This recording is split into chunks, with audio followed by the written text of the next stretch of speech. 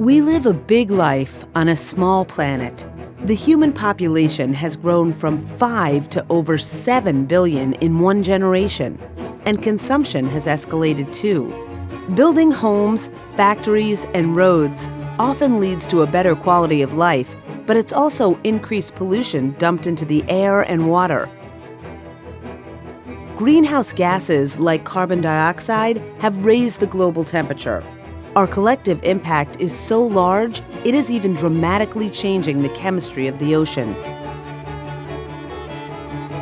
Activities such as burning fossil fuels release carbon dioxide, or CO2, into the air, but a large part is absorbed by the ocean.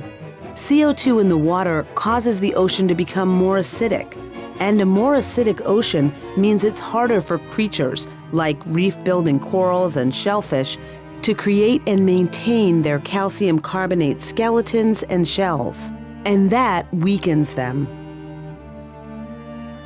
Locally, trash, boats anchoring on the reef, destructive fishing practices, and the wrong sunscreen worn by swimmers can also sicken corals.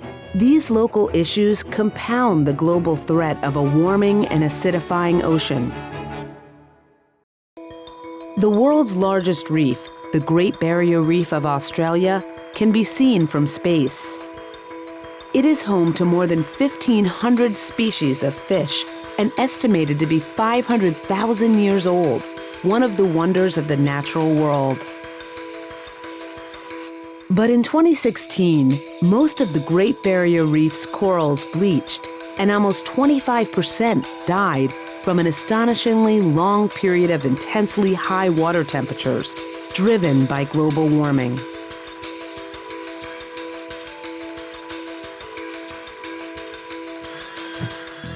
None of the central and northern sections of the reef were spared from the heat stress that causes bleaching.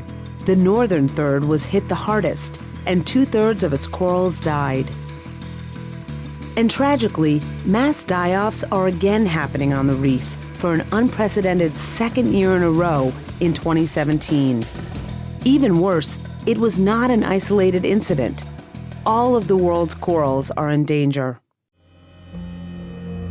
We have lost already approximately 50% of the world's reefs. This has occurred really in the last 3 decades.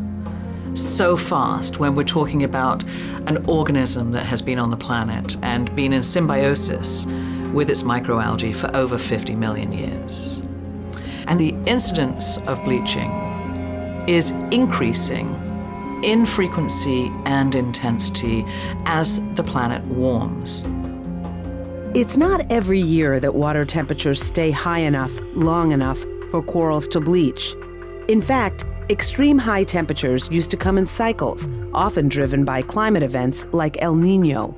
Due to climate change, the higher temperatures are becoming more frequent, more intense, and more widespread. The underwater heat waves that have devastated the corals on the Great Barrier Reef are part of the 3rd global coral bleaching event. This one has now lasted 3 years, by far the longest, most widespread, and most damaging yet, and it continues even now. It's feared that corals could now face bleaching so often that whole reefs and even species will be lost forever. NOAA's Coral Reef Watch program and others use satellites to monitor the heat stress that can cause coral bleaching and use climate models to predict where bleaching may occur on the world's tropical coral reefs in the next few months.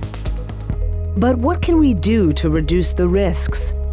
Can corals make a comeback? Watch our next video in this series to find out.